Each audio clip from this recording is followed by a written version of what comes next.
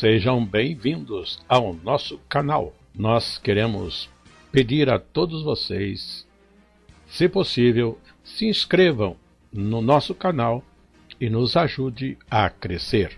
Também não esqueça de deixar ao final o seu like, se gostou ou não gostou do nosso estudo.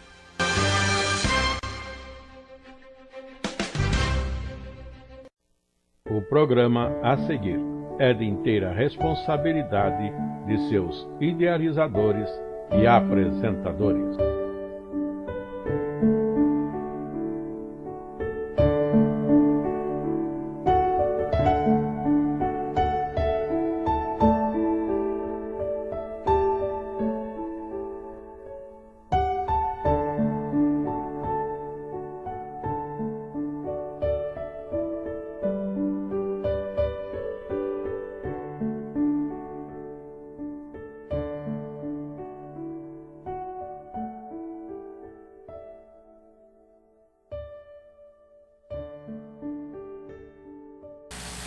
Nós estamos estudando os ensinos de Jesus.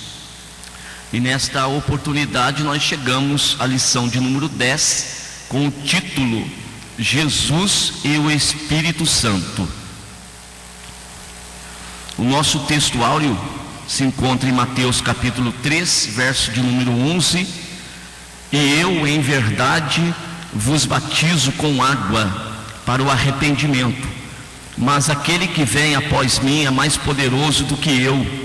Não sou digno de levar as suas sandálias.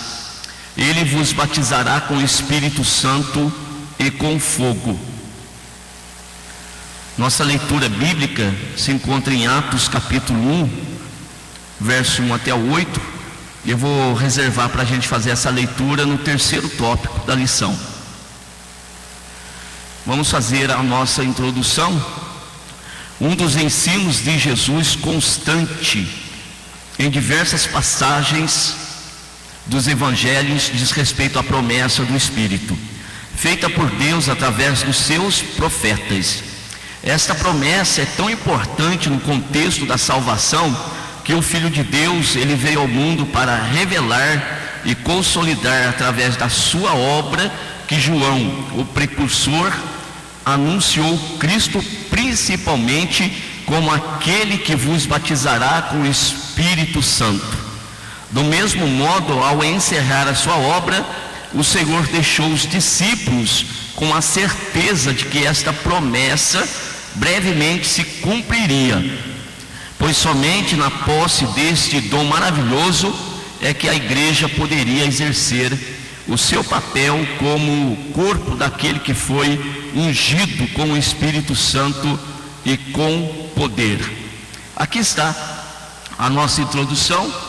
É uma breve observação com vocês a respeito do Espírito Santo, um assunto profundo, muito profundo, também bastante vasto dentro do tema, mas eu quero que os irmãos prestem bastante atenção sobre os 3 pontos que estão na lição e que nós nos preocupemos com ele. Já fica também a orientação para os professores nas classes, porque, por certo, há uma tendência dos irmãos, muitas das vezes, quererem saber muitas outras coisas a respeito do Espírito Santo. Porém, é assunto, como eu disse, para muitas aulas. Então, em uma aula, nós não damos conta, nós não vamos exaurir aí o tema.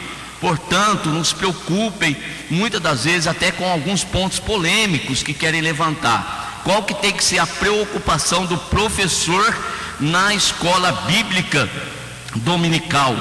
É exatamente com os 3 pontos que nós aqui vamos apontar para vocês. Seguindo a proposta da nossa lição, o tempo ele vai ser bem aproveitado e nós não vamos também sair do assunto, do tema que aqui está proposto. Então vamos lá. Nós temos o sumário da lição e o primeiro ponto, o primeiro tópico é a respeito do Espírito Santo sobre Jesus. Então esse é o primeiro tópico nosso. O segundo, o Espírito Santo blasfemado pelos fariseus. E o terceiro, o Espírito Santo sobre os discípulos. Então esses são os 3 pontos que nós vamos ter preocupação de estar passando para a classe na oportunidade da sua escola bíblica. Alguns fazem aos domingos mesmo, outros em outro dia da semana, mas o importante é que nós atentemos para esse detalhe que eu estou colocando para os irmãos. Então, o primeiro tópico, Espírito Santo sobre Jesus, nós vamos ler Lucas capítulo 4.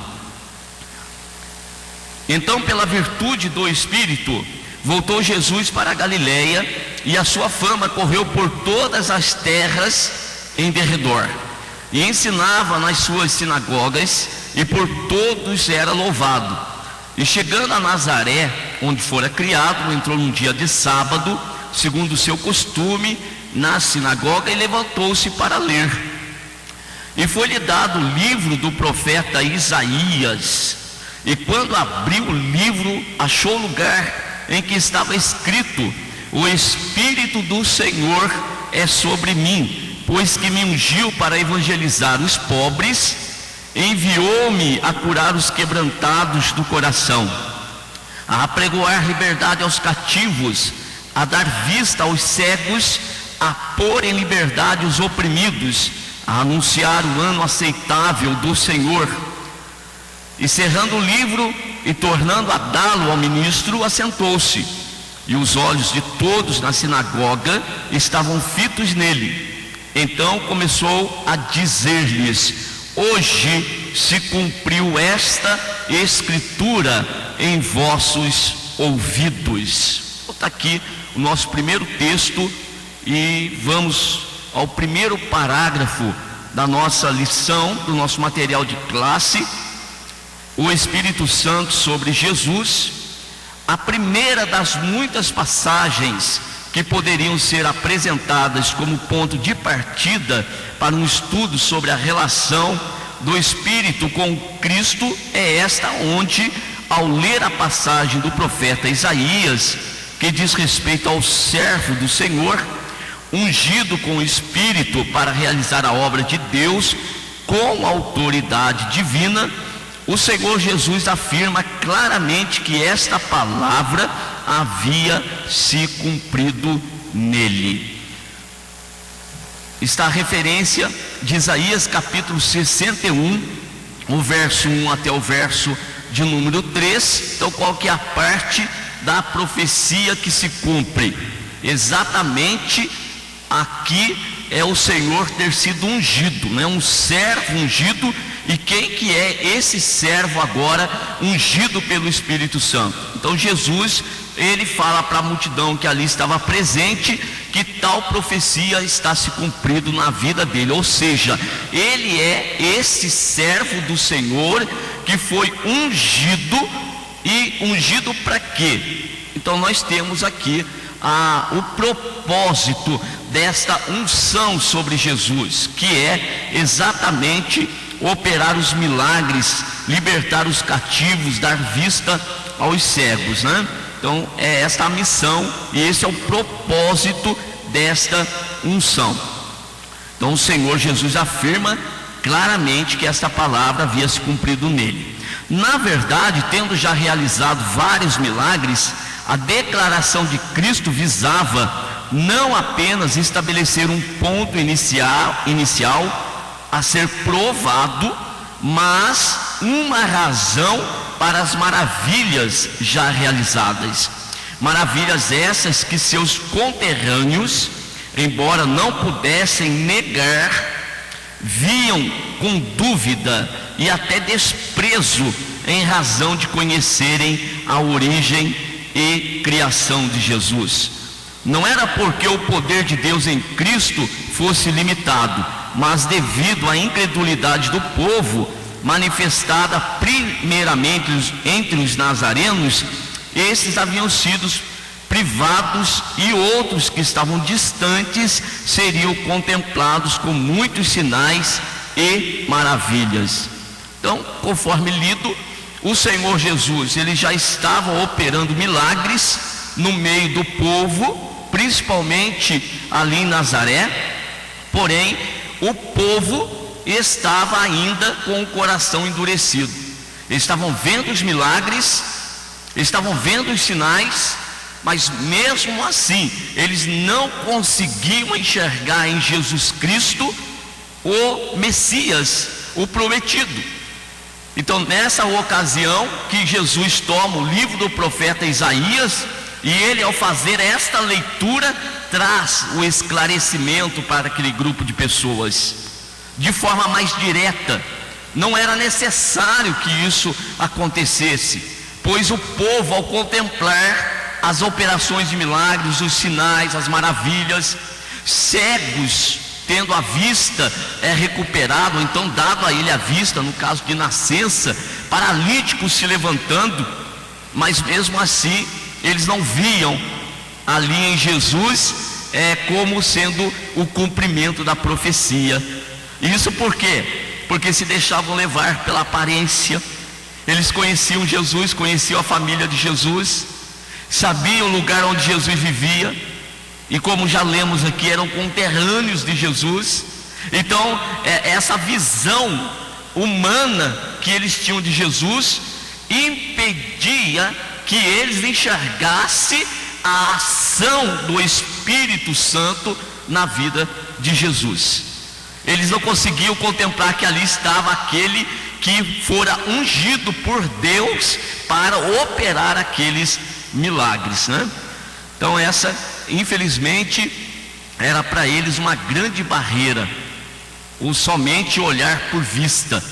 Em contrapartida, pessoas que estavam distantes, que não conheciam Jesus na sua cidade, não eram ali da mesma terra que eles, bastava que Jesus operasse um milagre, eles já conseguiam enxergar em Jesus o ungido de Deus, aquele que era o cumprimento das profecias. E uma vez que eles reconheciam isso, então eles criam, e crendo, logo eram salvos. E já para esse povo que aqui estava em Nazaré, isso era fechado para eles, por causa da sua própria incredulidade. É interessante que nós lemos aqui também, que essa forma de Jesus operar, não é porque o poder do Senhor ele era limitado, né? É porque essa era a forma de Deus agir. O Senhor deu a condição para as pessoas crerem, e ao crerem, então alcançariam a salvação. Então qual que é a condição para que o poder que havia em Jesus agisse na vida das outras pessoas com relação à salvação? Era a fé. A fé era esse meio, e é esse meio pelo qual o homem vai alcançar a sua salvação. E esta fé, ela vem, conforme Paulo escreveu aos Romanos, ela vem pela pregação da palavra de Cristo. E Jesus sempre, quando operava um milagre, em seguida trazia uma instrução, mas eles fechavam o coração, não criam nos milagres como sendo de Deus, e tampouco davam crédito aos ensinos de Jesus. Logo, como que existiria fé no coração desses homens? Lendo com vocês o texto de Mateus, capítulo de número 13,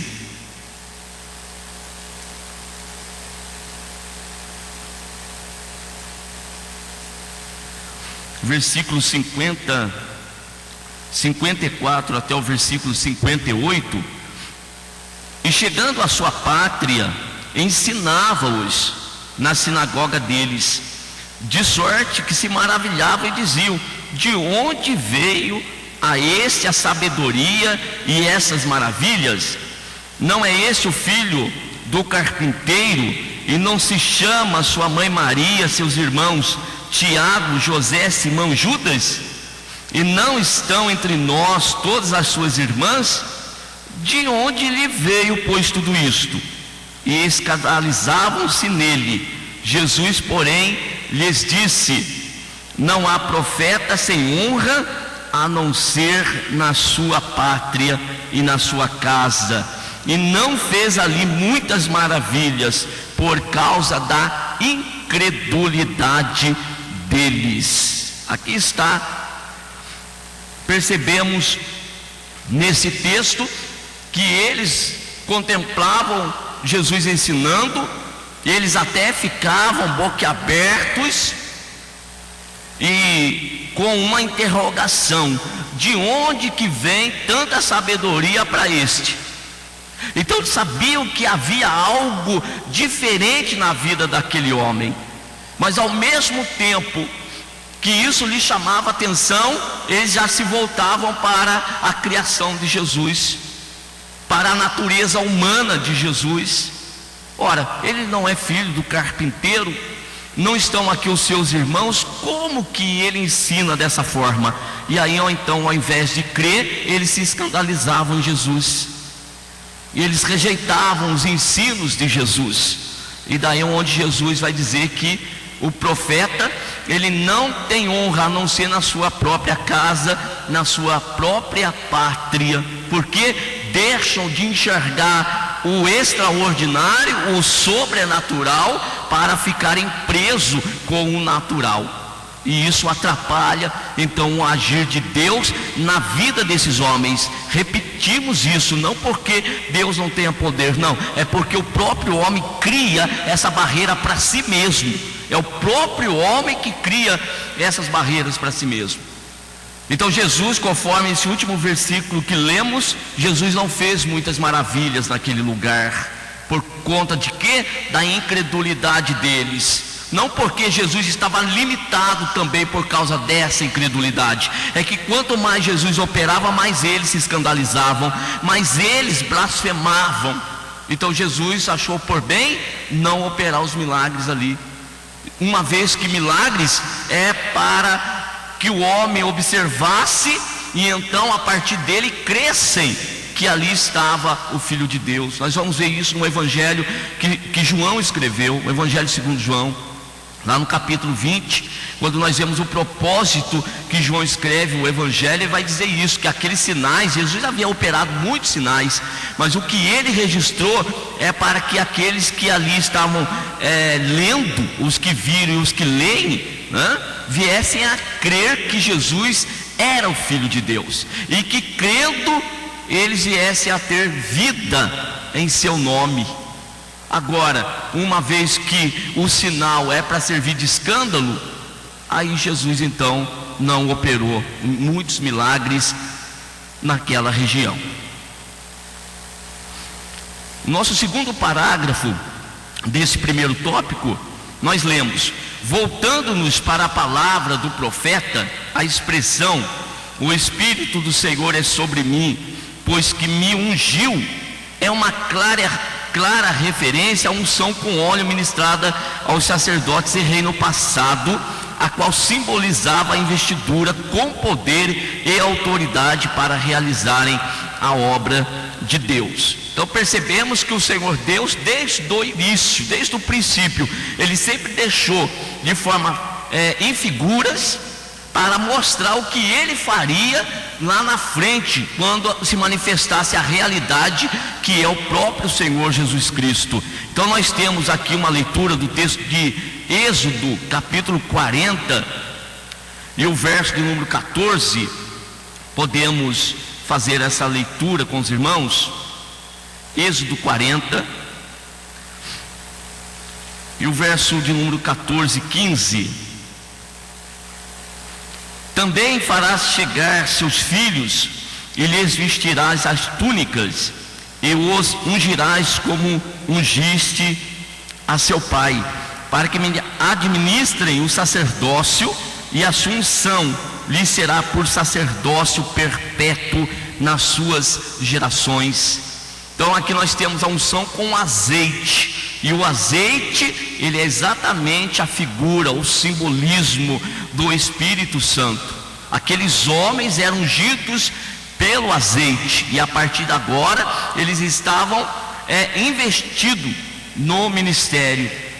Então nós temos agora Jesus sendo ungido, mas Jesus não foi ungido com azeite, né? Jesus, ele foi ungido pelo próprio Espírito Santo do Senhor. Os homens no passado eram figuras e foram ungidos com azeite. Jesus é a realidade, é o cumprimento das profecias. Então a unção sobre Jesus é pelo próprio Espírito Santo de Deus. No primeiro livro do profeta Samuel, capítulo de número 16, o texto é muito conhecido, mas eu quero dar um destaque aqui desse texto com vocês. Verso de número 13. Então Samuel tomou o vaso do azeite e ungiu-o no meio de seus irmãos, no caso Davi, e desde aquele dia em diante o Espírito do Senhor se apoderou de Davi. Então Samuel se levantou e se tornou a Ramá. A ocasião em que Davi foi ungido por Samuel rei em Israel. E qual que é o destaque? É quando o azeite foi derramado sobre a cabeça de Davi. O texto nos diz que o Senhor se apoderou de Davi. Percebam isso aqui. Davi tinha o Espírito Santo, já não tinha a graça de Deus? Sim. Tanto que ele já tinha composto muitos salmos proféticos, viu? Muita coisa o Senhor já fazia, ainda que nos bastidores, ainda ele não havia aparecido para o povo de Israel, mas Davi já tinha o Espírito Santo sobre a vida dele, porque se não tivesse, ele não estaria na presença de Deus e não andava na presença de Deus como andava. Mas agora existe sobre a vida de Davi algo mais específico, algo mais direto. E quando essa unção ela é derramada sobre Davi para um ministério específico, que no caso é ser rei sobre Israel, o Senhor agora se apoderou. Apoderar-se é tomar posse de, viu? É tomar posse de. A partir de agora, quem controlaria inteiramente a vida desse homem era o Senhor. Por meio de quem? Por meio do Espírito Santo. O Espírito Santo já agindo no Primeiro Testamento. Então é esse ponto aqui que eu gostaria de destacar com vocês, que quando a unção do Senhor desceu sobre ele, então o Senhor se apoderou. Continuando a nossa leitura, ora, o Messias, sendo aquele que restauraria todas as coisas, assegurando a salvação eterna do povo eleito, não poderia realizar uma obra de tão grande envergadura sem esta unção do Espírito. Percebemos isso, assim como o Senhor vinha fazendo no Primeiro Testamento todo. Quando chega em Jesus, ele não vai fazer diferente. Para ungir Jesus, um homem que para diante daquela sociedade era um homem comum, mas para a partir de agora investi-lo no ministério propriamente dito, o Senhor Deus vai cumprir toda a justiça. Nos lembremos que quando Jesus vai para João para ser batizado, João ele se recusa nas águas, se recusa. É o Senhor que deveria me batizar. Porém Jesus vai dizer para ele: João, tem que por hora cumprir toda a justiça. O que significa a palavra justiça nesse texto que eu acabei de citar? Toda a vontade de Deus. Tudo que Deus já determinou tem que ser cumprido, tem que ser feito. Não importava se João olhasse para Jesus e o visse como superior a si mesmo, mas Jesus disse: a palavra, a justiça, toda a vontade de Deus tem que ser cumprida. E assim também Jesus. Embora muitos aqui falem, mas era o Filho de Deus, mas diante dos homens, o Senhor Deus quis fazer dessa forma, pois Jesus estava num corpo físico, e estando num corpo físico, o Senhor então vai derramar sobre ele a assunção. Então era necessário que isso acontecesse. Vamos continuar. Mas diferente de Arão, de Davi e outros que o antecederam, por assim dizer, na obra de Deus, Jesus, por ser o Filho, possui o Espírito na sua plenitude desde a eternidade. Então isso não está sendo desconsiderado, mas diante dos homens o Senhor preferiu identificá-lo dessa forma. João, quando então viu o Espírito Santo descer sobre Jesus ali na beira do Jordão, em forma corpórea de uma pomba, ele ouviu a voz do Senhor dizer: eis aí o meu filho amado, em quem me comprazo. Então havia um sinal diante dos homens de que aquele ali estava sendo ungido como tal. Ali estava o Cristo, ali estava o Messias. Além disso, antes mesmo da fundação do mundo, ele já havia sido designado, isto é, ungido por Deus para exercer o seu reinado de salvação sobre os homens. No limiar dos tempos, ao vir a este mundo e anunciar o seu ministério por ocasião do batismo de João, esta unção foi anunciada por revelação ao Senhor, o qual por sua vez testemunhou a humanidade ou a multidão que ali estava presente. Vamos fazer a leitura de Mateus capítulo de número 3, que é o texto que nós estamos comentando com vocês. Mateus capítulo de número 3, o versículo de número 13 até o versículo de número 17. Então veio Jesus da Galileia ter com João junto do Jordão para ser batizado por ele, mas João opunha-se-lhe dizendo: eu careço de ser batizado por ti, e vens tu a mim? Jesus, porém, respondendo, disse-lhe: deixa por agora, porque assim nos convém cumprir toda a justiça. Então ele o permitiu.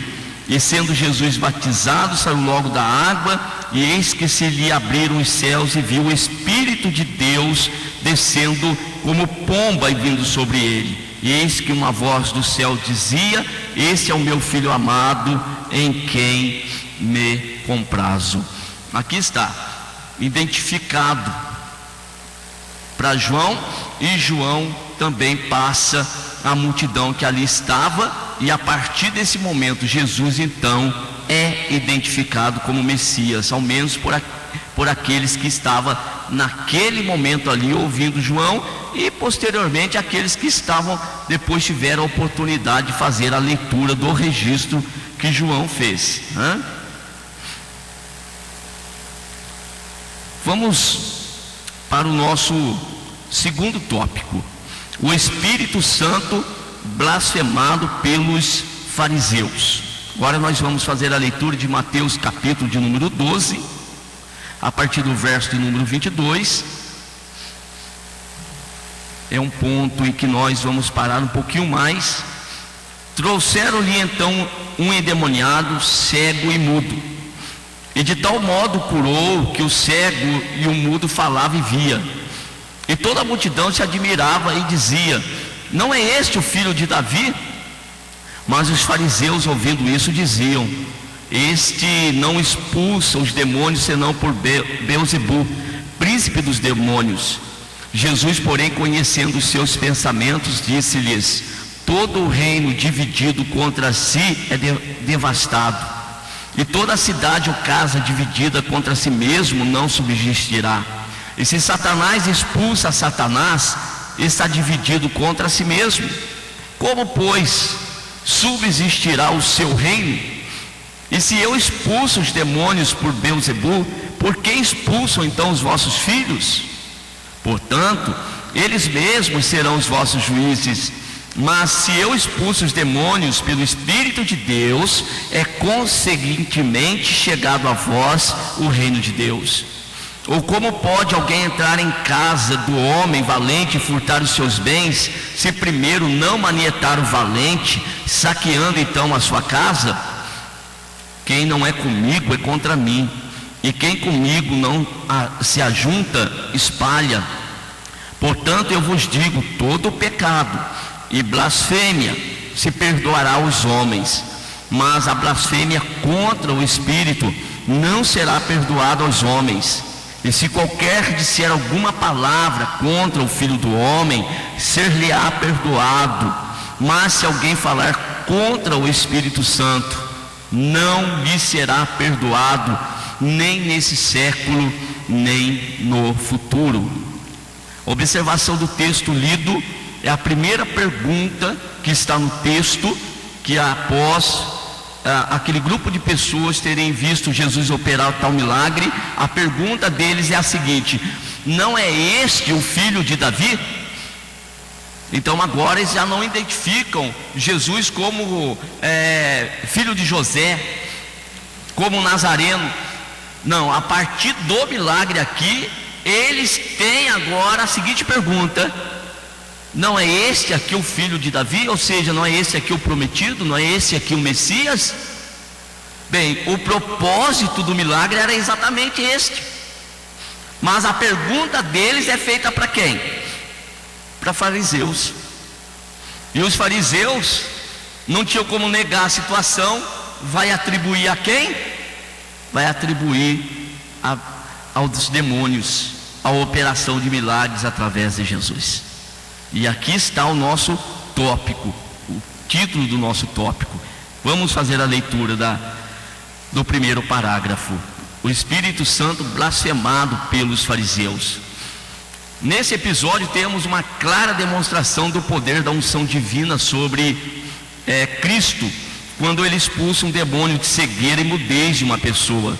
E de tal modo esta é curada que toda a multidão se maravilha com o sinal e exclama: não é este o filho de Davi? Ao ouvir isso, os fariseus, não podendo negar o milagre, atribuem-no ao príncipe dos demônios, implicando que Jesus estaria associado a Beelzebul. E, em outras palavras, seus sinais não passariam de embustes para enganar o povo.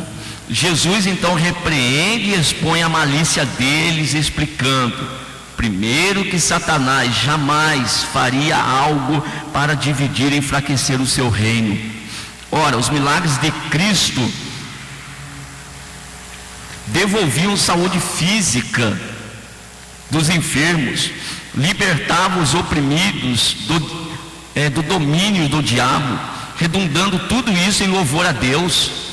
Ademais, os filhos dos fariseus também expulsavam demônios, ou ao menos tentavam. E se esse o faziam em nome de Deus, por que no caso de Jesus seria diferente? Tratava-se de um julgamento injusto da parte destes homens. Essa questão da blasfêmia do Espírito Santo com relação ao Espírito Santo, e esse pecado que não tem perdão, muitas vezes é levantado, às vezes até fora de contextos. Então é bom nós estarmos atentos a esta parte da nossa lição, pois aqui está a resposta para esta questão. Então vamos lá, no nosso segundo parágrafo fica ainda mais claro para nós o detalhe. A única conclusão possível era que Jesus operava pelo Espírito de Deus, e isso era um claro sinal de que o reino de Deus, que segundo as promessas traria grande libertação para o povo, havia chegado. Então prestemos atenção aqui. Os sinais, qual que é o propósito? Eu estou sendo repetitivo nesse ponto. Os sinais têm propósito de apontar a Jesus como sendo o Filho de Deus, o Messias, o esperado. Não era para o povo ficar preso no milagre, não era para o povo ficar preso no sinal. Isso acontece muito nos dias atuais. Muitas pessoas presas em sinais. O sinal o sinal não tem significado por si só, ele tem o objetivo de apontar. Os irmãos que são habilitados sabem disso. Quando nós olhamos uma plaquinha, por exemplo, de obstáculo, é sinal que você vai dar uma maneirada aí na velocidade do seu carro, mas você não vai chegar de frente com a plaquinha e você vai frear e passar devagarzinho de frente com a placa. Ali está o sinal, mas não é no sinal que você vai passar devagarzinho. A placa tem o objetivo de apontar para você que à frente ali realmente está o obstáculo, é lá que você vai passar devagar. Então, a excelência não está na placa, mas lá no obstáculo propriamente dito. Os sinais que Jesus opera, eles têm o objetivo de, principalmente naquela ocasião, de apontar para ele como sendo filho de Deus. E aqui está a questão: enquanto alguns estavam inclinados a crerem nisso, os fariseus queriam desmentir que aquilo que estava acontecendo era a operação de Deus. Então aqui está o ponto-chave da blasfêmia do Espírito Santo. O Espírito Santo do Senhor está agindo sobre ele, cumprimento da profecia de Isaías 61, e os homens estão desmentindo a operação do Espírito Santo através de Jesus, confundindo a multidão que estava prestes a crer que ali estava o Messias. Então, usando de uma comparação, o Senhor explica que não poderia ser de outra maneira, uma vez que Satanás, através do pecado, mantinha o povo de Deus sob dura tirania, e jamais entregaria voluntariamente o seu despojo. Por isso, vindo Jesus com o poder e a autoridade conferida pela unção do Espírito, saqueou os tesouros do diabo, por assim dizer, e tomou para si as almas que por direito de criação já lhe pertenciam, mas pelas quais se dispôs a pagar o preço infinito da sua própria vida, assim travando grande combate para nos salvar.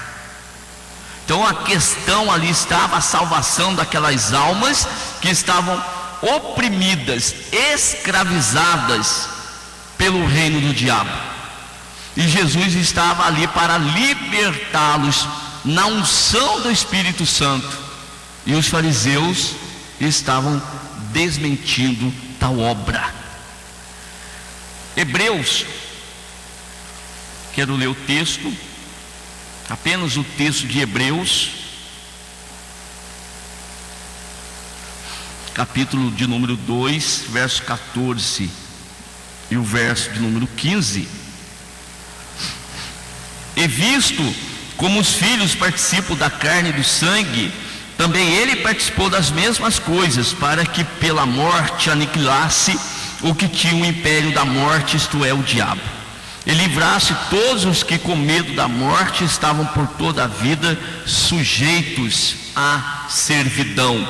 Está a obra do Senhor Jesus aqui, a obra que ele realizaria, mas só creriam na morte dele na cruz aqueles que ali naquele momento aceitassem também que ele era o Messias, que ele era o ungido, e a partir daí iriam com ele até a cruz, e na sua morte então alcançariam a libertação espiritual das garras de Satanás.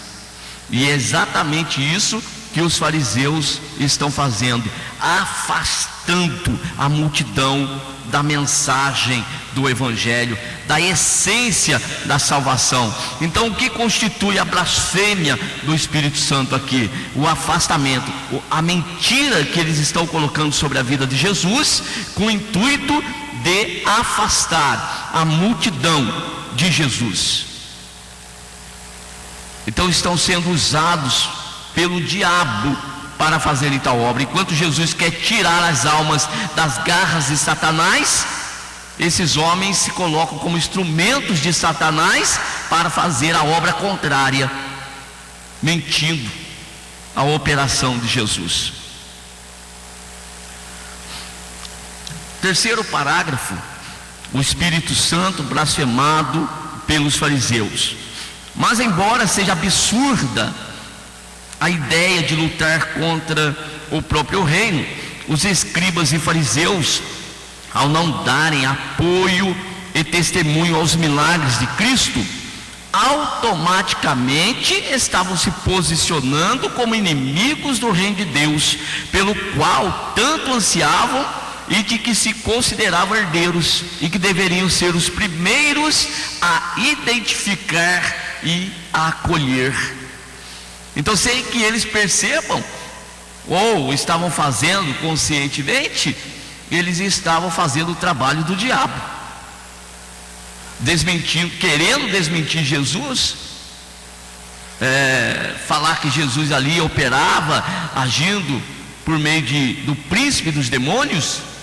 Na realidade, quem estava sendo usado pelos demônios eram eles, atrapalhando a obra de Deus através da vida de Jesus. E esta não era uma ofensa qualquer, pois tendo testemunhado os sinais de que esse reino havia chegado, podendo determinar que Jesus operava pelo dedo de Deus, como os magos de Faraó, no seu parco conhecimento de Deus, puderam testificar diante dos sinais de Moisés, eles voluntariamente, talvez por malícia, por inveja, ofenderam o Espírito. Então, deixei marcado para vocês aí esse ponto.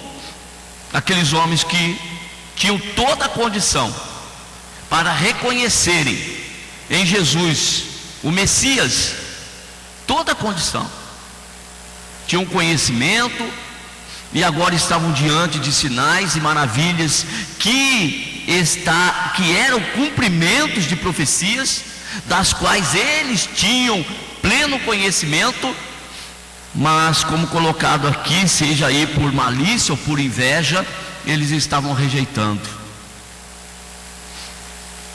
eles estavam desconsiderando, e o pior, estavam ofendendo quem? O Jesus? Estavam ofendendo Jesus quanto homem?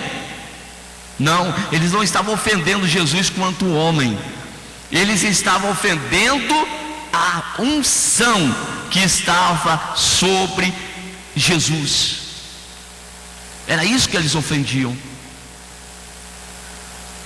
Então esse é o ponto crucial da mensagem a respeito da blasfêmia contra o Espírito Santo. Quando alguém, ao contemplar outro sendo usado pelo Senhor, usado pelo Espírito Santo, e ele tendo plena convicção de que aquela ação é operada pelo Espírito Santo, mas ele nega, ele rejeita, ele não aceita, ele vai dizer que aquela operação ela não é de Deus. Então fica um conselho: quando virmos alguém sendo usados no meio da igreja, se nós não tivermos discernimento de quem é aquela operação, é melhor ficar em oração. Fique em oração, para não correr o risco de combater contra Deus, pior, contra o Espírito Santo de Deus que está operando. Agora o Senhor abriu o entendimento, lhe deu discernimento que tal operação não é do Espírito, então não é para ficar falando, né? Lá em casa ou entre irmãos, não, é para ir lá e repreender. Tem discernimento que tal operação não é de Deus, então vá lá, repreenda aquele espírito que está em operação no meio da reunião. Agora, não tendo, vamos tomar cuidado com isso, porque muitas vezes nós não julgamos as pessoas, o comportamento, o fruto das pessoas, mas de repente aí nós vamos julgar aquele que está na vida da pessoa, agindo por meio dela. E aqui está o perigo.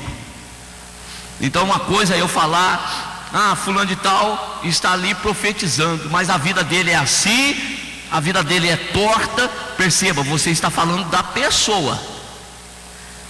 Você está falando da pessoa. Agora olhar para quem está sendo usado pelo Senhor e falar: não, esse espírito que está operando aí não é de Deus, é do diabo. Tem que tomar muito cuidado com isso, porque aí você já não está julgando a pessoa, o vaso, você está julgando o conteúdo. Me entenda a forma da expressão. Você vai julgar aquele que está usando o vaso, é diferente.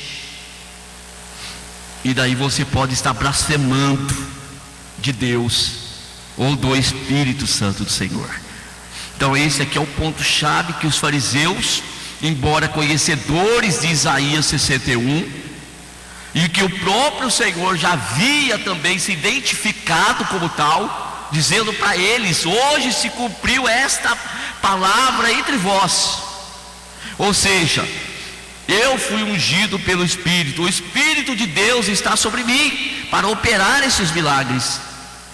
E esses homens dizem que a operação não é de Deus, é do príncipe dos demônios. Então essa é uma ofensa ao Espírito.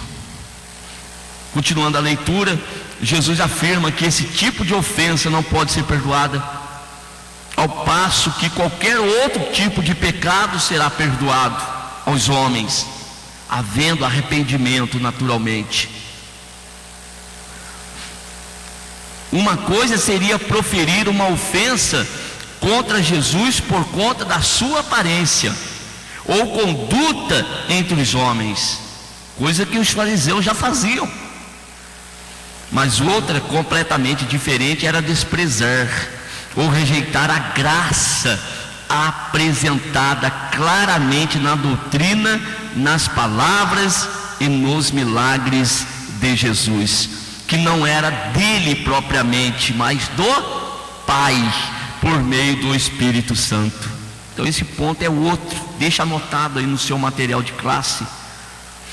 Então olhar para Jesus quanto filho do carpinteiro, ou como Isaías 53 apontava, não tinha aparência, não tinha formosura, não tinha nele nada que nós desejássemos. É a pintura do homem terreno, Jesus o homem terreno. Então desconsiderar alguma coisa em Jesus quanto homem era um pecado que, se houvesse arrependimento, isso seria perdoado. Como muitos que desconsideravam Jesus naquela ocasião tiveram oportunidade de arrependimento. Para não citar tantos, apenas um, que é Saulo. Perseguia a igreja, não acreditava naquele Jesus como Messias,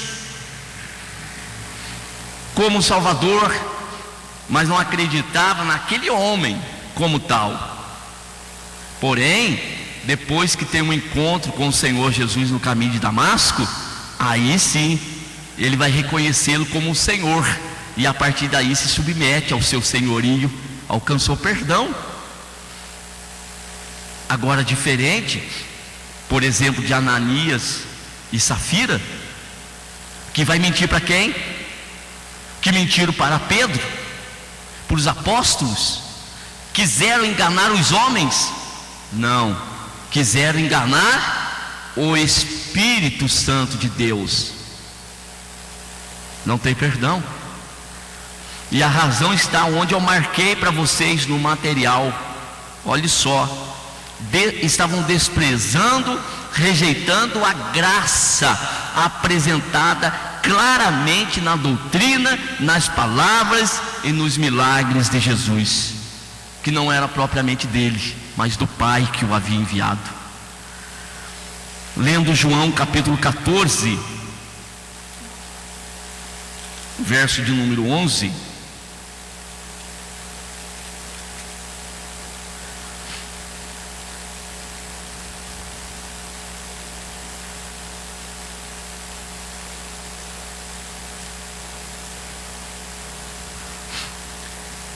crede-me que eu estou no Pai, e o Pai em mim. Crede-me, ao menos por causa das mesmas obras. Então aqui estava um ponto dos fariseus que diziam crer, ou os judeus na sua maioria, naquela ocasião, que diziam crer em Deus, nas obras de Deus, mas não criam em Jesus. E Jesus está chamando-lhe a atenção. As obras são as mesmas, são as mesmas obras. Então, se vocês olham para mim e me veem como um homem criado aqui em Nazaré, olhem para as obras, olhem o que eu estou operando, enxergue isso, dê atenção a isto. Se tais obras não são o dedo de Deus, se eu não estou fazendo isso pela operação de Deus, é o que as Escrituras também chamam de pecar voluntariamente. É a rejeição à graça de Deus, quando esta já confrontou o nosso coração de forma inequívoca. E aí um texto forte de Hebreus capítulo 10. E muitas vezes em classe de aulas os irmãos querem questionar, mas preste atenção, aquilo que está escrito não tem como nós combatermos, está escrito. E às vezes nós queremos achar alguma explicação mais viável, achar uma explicação mais palpável. Não tem que ir procurar explicação. O que está escrito, está escrito. É como está escrito. Verso 26. Porque se pecarmos voluntariamente, depois de termos recebido o conhecimento da verdade, já não resta mais sacrifício pelos pecados, mas uma expectação horrível de juízo e ardor de fogo que há de devorar os adversários. Verso 28. Quebrantando alguém a lei de Moisés, morre sem misericórdia, só pela palavra de 2 ou 3 testemunhas. De que quanto maior castigo cuidais vós, será julgado merecedor aquele que pisar o Filho de Deus e tiver por profano o sangue do testamento com o que foi santificado e fizer agravo ao Espírito da graça.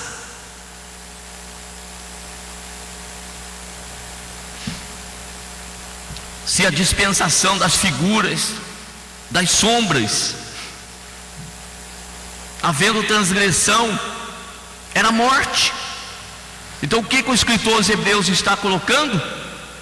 Qual que é maior? Qual que é mais excelente? Evidentemente que é a graça.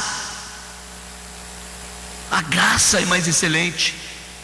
Agora, se naquela tinha uma justa retribuição pela ação, imagine agora aqueles que foram alcançados pela verdade, que está patente diante dos olhos deles e dos nossos olhos. Fomos alcançados pela verdade do Evangelho. Agora vamos pisar o sangue de Cristo, vamos blasfemar do sangue de Cristo, da sua morte e do Espírito da graça que foi derramada sobre os nossos corações. Então precisa haver muito temor e tremor por parte de cada um de nós diante do Deus Todo-Poderoso, diante de Jesus Cristo, que é o Senhor dos senhores. Não há espaço para brincadeiras, para negligência, não. Nós temos que ter muita responsabilidade diante do Senhor que nos chamou e que da mesma forma também nos ungiu para fazer a obra que nos foi confiada. Assim entramos no terceiro tópico da nossa lição, que é o Espírito Santo sobre os discípulos. Atos capítulo 1, versículo 1 até o versículo 8.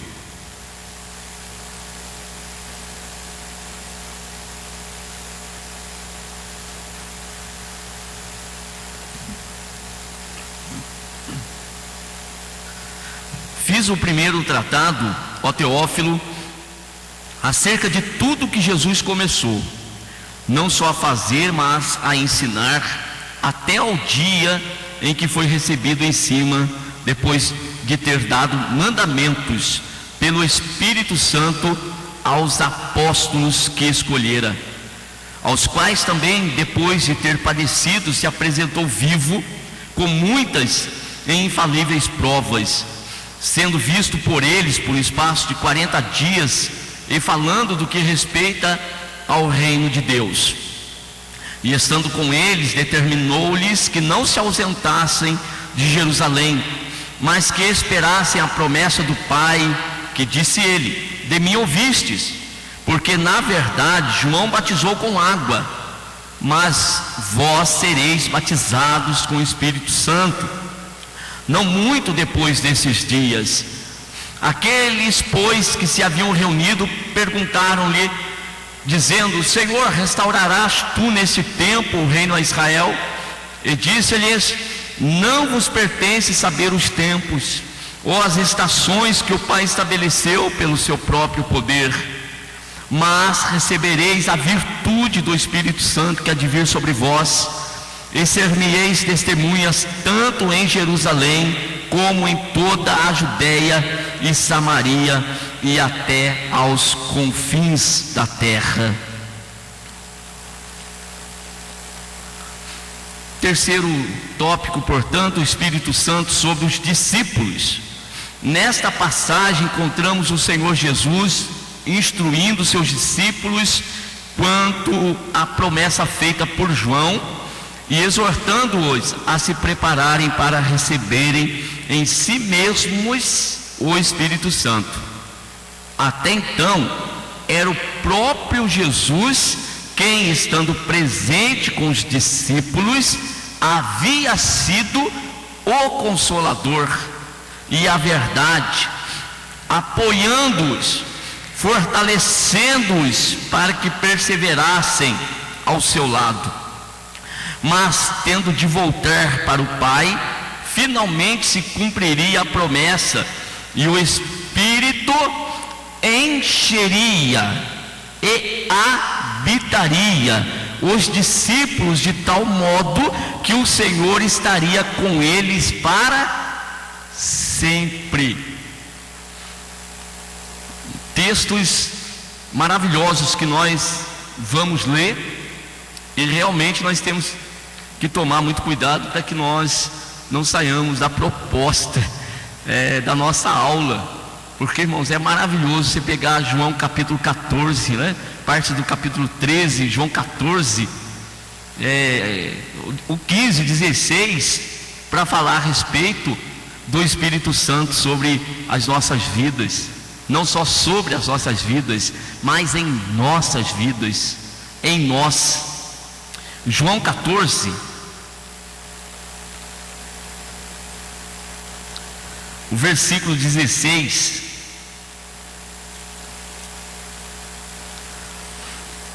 até o versículo de número 18, prestemos atenção no detalhe que está no material de classe de vocês, que Jesus, enquanto ele estava na terra, corpo físico, carne, ele era o Consolador, ele era a verdade que estava com os discípulos, e os discípulos eles se amparavam nele, em Jesus. Quando eles não podiam expulsar demônios, Jesus expulsava. Quando eles estavam atormentados pelos ventos, né, no mar, Jesus estava ali. Então era o porto seguro dos discípulos. A presença de Jesus era muito significativa para eles. Aquele homem que estava com eles ali, para eles era muito importante.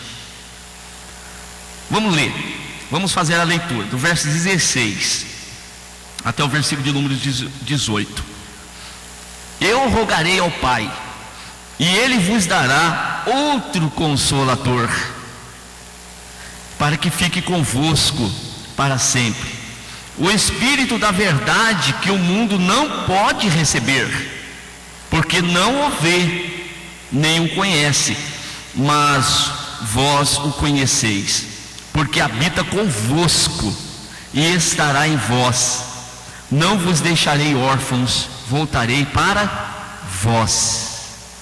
Olha o detalhe do que Jesus ele está falando aqui. Por exemplo, outro consolador. Quantas pessoas fazem tanta confusão com esse outro consolador? Qual que é o primeiro consolador? Era Jesus em carne, com eles. E agora Jesus não está mais em carne, mas agora Jesus diz: eu voltarei para vós. E agora Jesus estaria com eles novamente por meio de quem?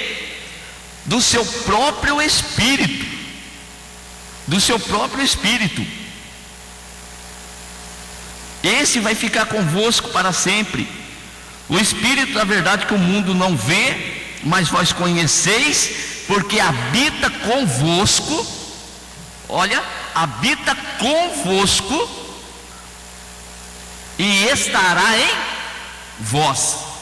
Eu gosto sempre de chamar a atenção para esse detalhe do texto bíblico, porque Jesus, naquela ocasião que estava com Jesus, estava com a ideia de a ideia de proximidade, né? Proximidade. Então Jesus, no corpo físico, estava próximo a eles. Agora, o outro Consolador, o Espírito Santo, ele não vai estar com somente, vai estar em vós. É diferente.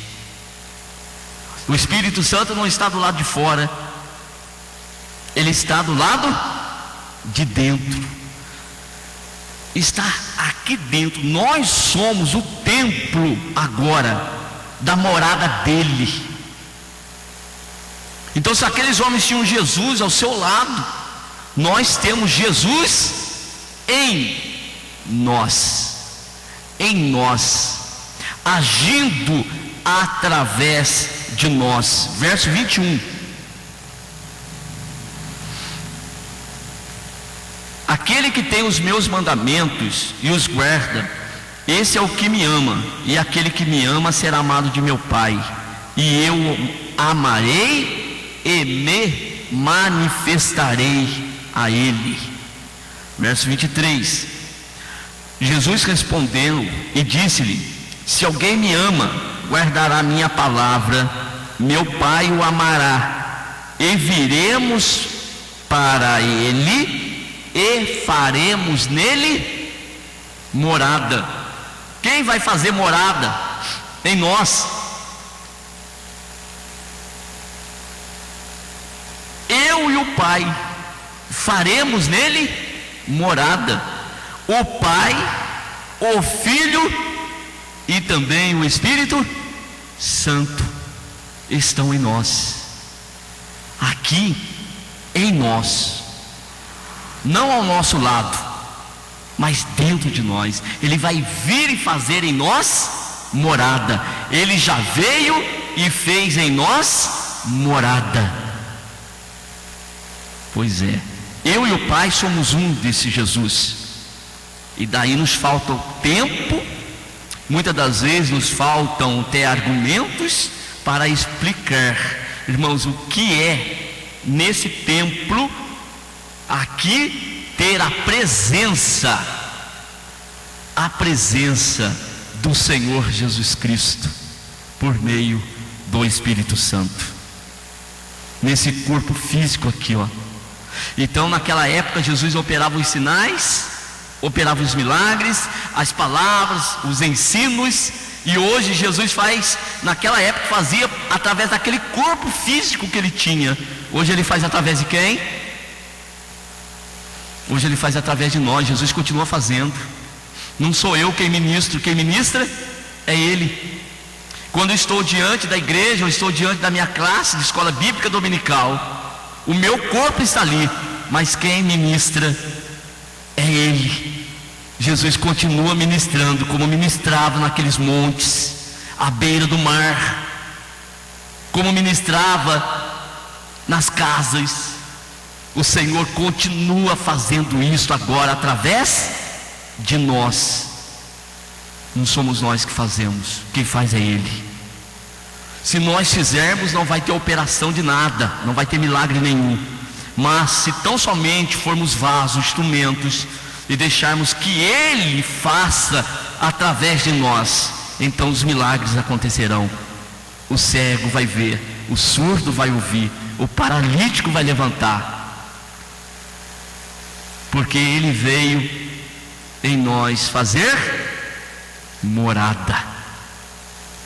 O Espírito Santo sobre os discípulos. Atos capítulo de número 5, verso de número 32.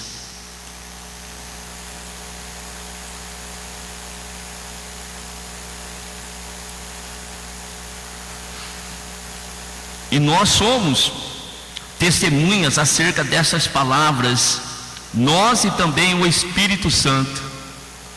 Olha aí, nós e também o Espírito Santo. Olha as duas testemunhas aí, que Deus deu àqueles que lhe obedecem.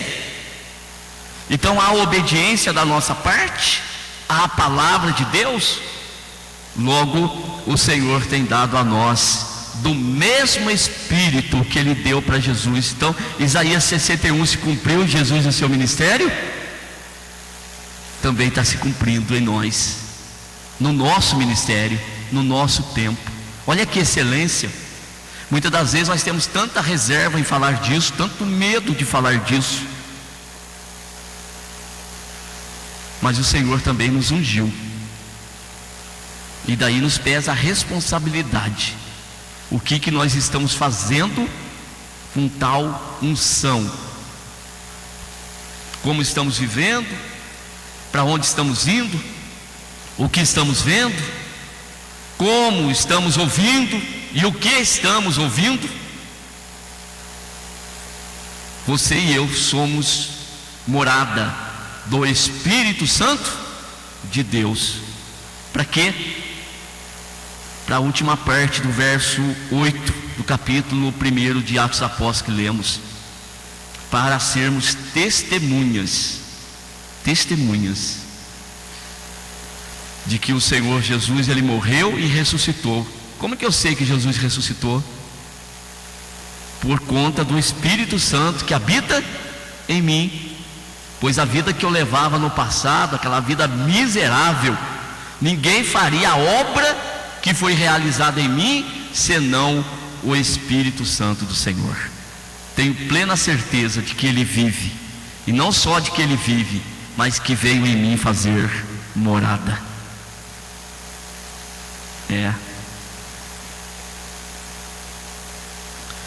A partir desse texto, podemos aprender duas lições importantes. Primeiro, que a promessa diz respeito a um derramar abundante, de fato um batismo do Espírito sobre todos os que crerem, completando ou selando a obra da salvação iniciada pela pregação do batismo de arrependimento com João. Derramar, batismo com o Espírito Santo. Batismo não é mergulho, batismo em águas não é mergulho, não é envolvimento total pelas águas. Vou fazer uma comparação, ela é pobre, mas os irmãos entendam. Imagine um peixe dentro daquele grande oceano. Então um peixinho dentro do oceano, ele está no oceano, e o oceano está nele.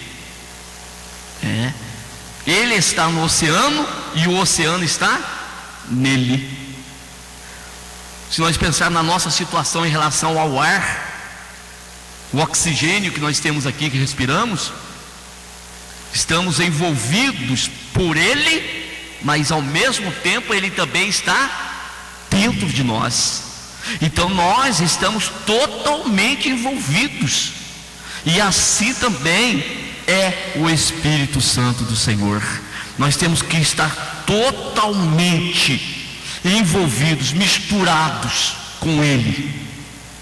E há um ponto que fique apenas Ele, controlando os nossos pensamentos, a nossa fala, tudo em nós, seja Ele fazendo. Em consequência dessa plenitude de virtude e graça do Espírito de Cristo em suas vidas, os fiéis são capacitados então a produzir fruto, isto é, a viver segundo a vontade de Deus, e a dar testemunho do Evangelho, inclusive realizar as mesmas obras que Jesus e os apóstolos realizaram, segundo os dons distribuídos pelo Espírito àqueles que forem úteis na igreja. Então percebemos que quem realiza as obras, Paulo uma certa vez, respondendo às questões daqueles homens que naquela época o tinham como falso apóstolo, e ele dizia: eu trabalhei muito mais do que vocês, mas não eu, mas a graça do Senhor que opera em mim eficazmente.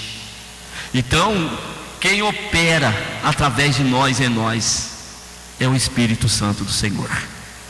Ele age através de nós, não somos nós que fazemos. A habilidade que temos, estamos confiantes na experiência? Estamos aqui confiantes no tempo que damos aula? Jamais. Estamos sempre confiantes no agir e no mover do Espírito Santo de Deus.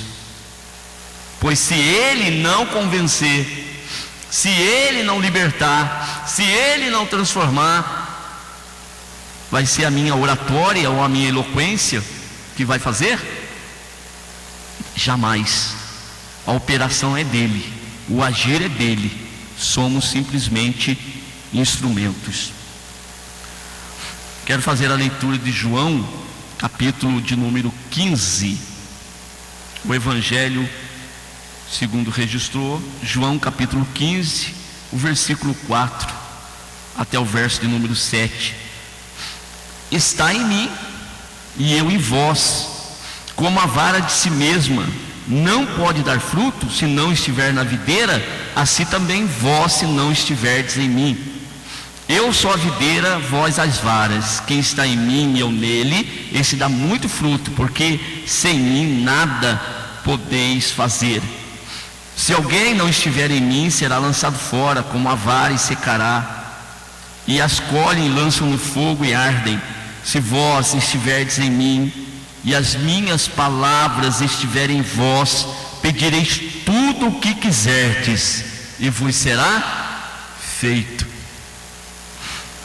Olha que envolvimento.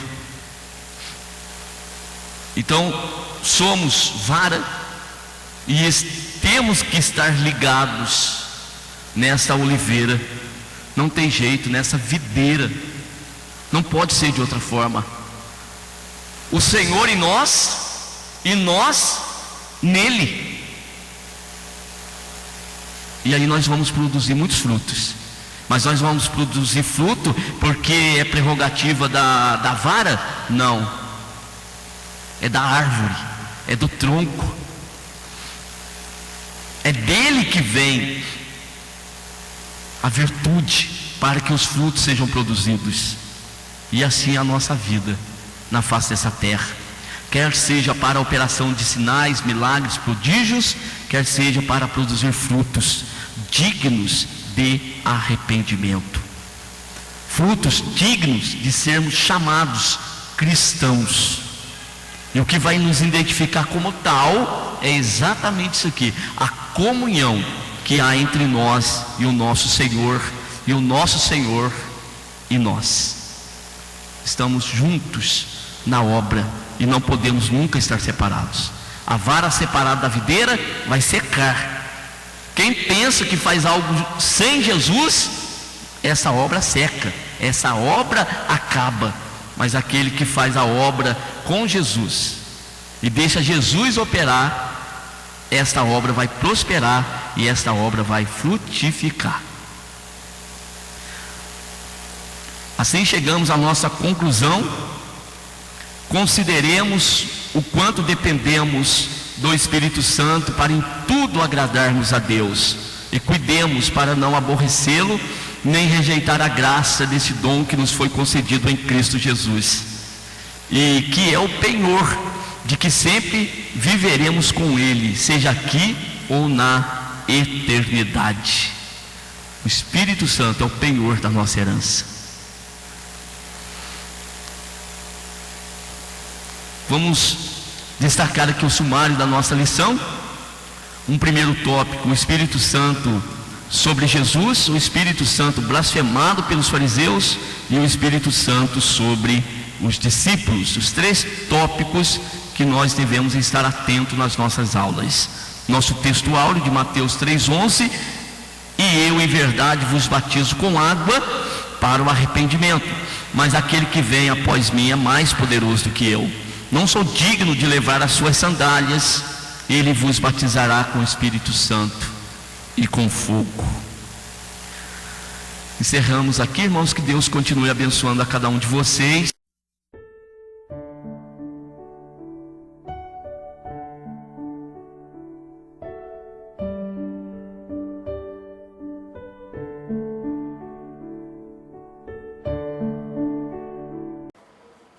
Primeiramente, quero agradecer a todos que sintonizam o nosso canal. Canal voltado principalmente à transmissão, à divulgação da Palavra de Deus. E ao encerrar o estudo desta noite, eu quero pedir a todos vocês, os que ainda não são inscritos em nosso canal, se inscrevam. Se inscrevam. Logo aí embaixo está aí a palavra inscreva-se. Clica nela. Somente isso. Se o estudo desta noite foi do teu agrado, você gostou, você concordou, clica aí no gostei. Gostei. Se você não gostou, é um direito seu. É um direito seu não gostar. Mas você pode manifestar isto. Para nós será importante isso. Saber que alguém não gostou. Clique no não gostei. Fácil. Não vai identificar você, nada. Simplesmente você vai expressar a sua opinião. Gostei, dedão para cima. Não gostei, dedão para baixo. E também pode, se você acha interessante compartilhar com seus amigos, compartilhe o nosso trabalho. Compartilhe. Aí embaixo, compartilhe. Você pode compartilhar no YouTube, pode compartilhar no Instagram, pode compartilhar no Facebook, pode compartilhar no Messenger, no WhatsApp. Vai simplesmente nos ajudar a crescer. Porque o nosso objetivo não é financeiro. Não é financeiro. Pode ver que os nossos trabalhos são todos sem fins lucrativos. Coopere conosco. Nos ajude. Temos também os nossos blogs, a nossa emissora na web, a Rádio Net Grata Nova. Tudo isso você encontra aí embaixo na descrição do nosso vídeo, do nosso estudo. Dá uma olhada, todos os endereços estão aí, junto à descrição dos nossos estudos. E eu agradeço, primeiramente a Deus, por tudo que Deus tem feito nesses anos que nós estamos trabalhando na internet. E a você, que toda semana entra no nosso canal. Deus te abençoe. Todo dia, toda hora, muito mais prazer em ouvir. Rádio Net Grata Nova. Web Rádio, a qualidade que faz a diferença, cada vez mais necessária. Rede Grata Nova de Evangelização. Acesse nosso site www.horadadecisão.com.br. Hora da Decisão, tudo junto, sem acento.